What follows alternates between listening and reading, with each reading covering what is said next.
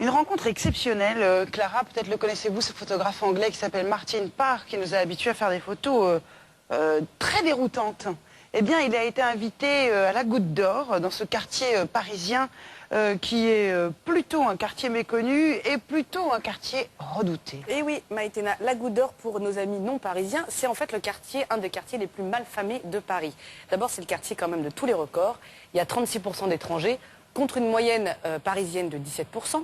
Il y a 3 fois plus de densité de population qu'ailleurs dans le reste de la capitale. Et puis évidemment, c'est le record du cliché, puisqu'on considère la Goutte d'Or comme une petite Al-Qaïda, à elle toute seule. Il y a une image qui avait mis le feu aux poudres, qui était celle de musulmans qui priaient, voilà, sur le bitume, dans la rue. Et ça avait suffi pour conforter la névrose anti-islam et évidemment alimenter l'amalgame musulman égale poseur de bombes. Alors c'est peut-être pour ça, justement, que Martin Parr, le photographe, il a accepté de venir en résidence. En fait, Martin Parr, pour ceux qui découvrent, c'est normalement le photographe du kitsch. C'est celui qui, a priori, traque le kitsch chez les aristocrates comme chez les prolétaires. Donc, il prend en photo la grosse fleur en plastique sur les tongs, il prend en photo le sandwich au concombre qui bave sur une main manucurée, la moumoute un peu chahutée par un coup de vent lors d'une garden party. Enfin, a priori, pas tellement l'islam. Donc, Martin Parr et l'islam, c'était quand même la combinaison, voilà. C'était la combinaison hautement improbable. Idée géniale, je suis d'accord, de Véronique Riffel, qui dirige l'Institut des cultures d'islam à Paris et qui a pris Martin Parr, qui lui a dit, vous n'avez rien à voir avec ça, et ben c'est tant mieux. Je vous pose une semaine dans la Goutte d'Or, parmi les 36% d'étrangers, devant les mosquées bondées, dans les étals colorés des marchés, et surtout, qu'est-ce que vous voyez? Eh bien, ce qu'on voit, ce qu'il voit, il nous le montre dans le cadre d'une exposition jusqu'au 2 juillet à Paris. On a rencontré Martin Parr, écoutez-le au micro de Pauline Cazobon.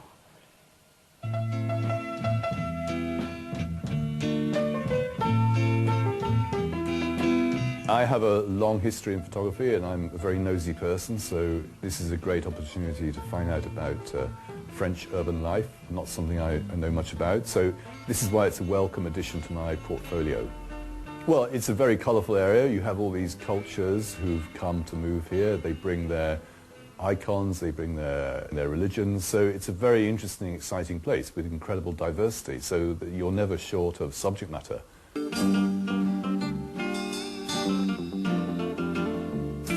France is a difficult country to be photographed in anyway, and this is probably within France as difficult as it gets. So that was difficult but interesting, and luckily because I had this opportunity to go behind the scenes, I was able to get access, and many of the photographs that you see in the exhibition are portraits, and this was a better way of connecting with the community than just trying to photograph randomly on the streets.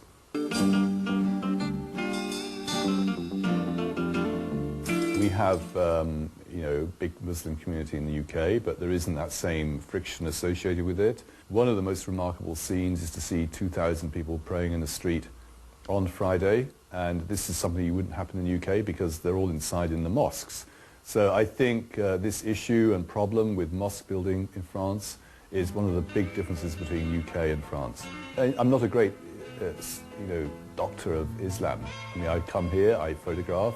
Of course you learn and you find out as you go along, but I don't really know so much about it. I'm just trying to suggest reasons why it is different.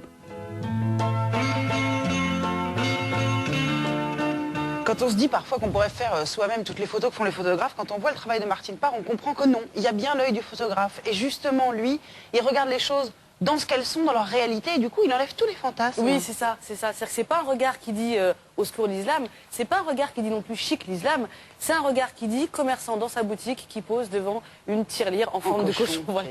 Et c'est là où il y a le détail kitsch, et c'est là où justement il y a la patte Martin Parr, et du coup ça vide complètement le lieu de ses fantasmes. Un vrai Parisien, lui. Voilà. Alors il faut savoir que le reportage de Martin Parr va être intégré au sein d'un livre plus conséquent qui s'appelle Islamania et qui va sortir début mai. Donc c'est la même démarche. D'ailleurs, c'est Véronique Riffel, c'est la même directrice de l'Institut des cultures d'islam à Paris. Et alors c'est très intéressant parce que ce livre-là montre combien est-ce que l'imaginaire occidental s'est inspiré en fait, de l'islam. En fait, c'est du Martin Parr, mais à l'échelle des siècles. Vous prenez par exemple un peintre comme Matisse. Matisse, il s'est rendu à Tanger en 1912, il s'en est jamais remis. Il a complètement fantasmé sur la culture islamique. Donc il a vu des odalisques, voilà, comme on voit là. Et ce qui est intéressant, c'est que le livre le précise, il explique que l'islam n'est pas une religion qui compte énormément d'images. Beaucoup d'arabesques, de calligraphie, de mosaïques, mais pas énormément d'images. Et c'est comme si l'imaginaire occidental s'était engouffré dans la brèche iconographique et y avait projeté ses images à lui, ses fantasmes à lui. Alors parfois, ça aboutit à une démarche très utilitaire. Quelqu'un comme Le Corbusier, qui était architecte, a sillonné le Maghreb avec un carnet de croquis à la main. Il était obsédé par les mosquées. Il trouvait que c'était l'architecture parfaite, on le voit là. Il disait l'extérieur est le résultat d'un intérieur. Et voilà ce que ça donne. Vous voyez comme c'est beau. Il transpose comme ça, vraiment d'une tradition à l'autre. Donc on voit bien qu'il y a une porosité entre l'Orient et l'Occident, là où on n'arrête pas de nous expliquer qu'il y a deux blocs antagonistes, est-ce qu'ils sont compatibles l'un avec l'autre, etc. Et je voudrais juste terminer par une série de photos que j'adore d'un couple qui s'appelle Sabrina et Roland Michaud, qui ont sillonné l'Afghanistan et qui ont rapporté des photographies qui comparent avec des miniatures persanes. C'est très beau et ça désamorce les clichés. On va voir voilà, un homme afghan avec sa rose et ça rappelle, vous voyez, ces miniatures persanes qui disaient que la virilité, la masculinité c'était aussi savoir juste humer une fleur. Donc là aussi, on est dans je désamorce ces idées reçues, comme a fait Martin Parr.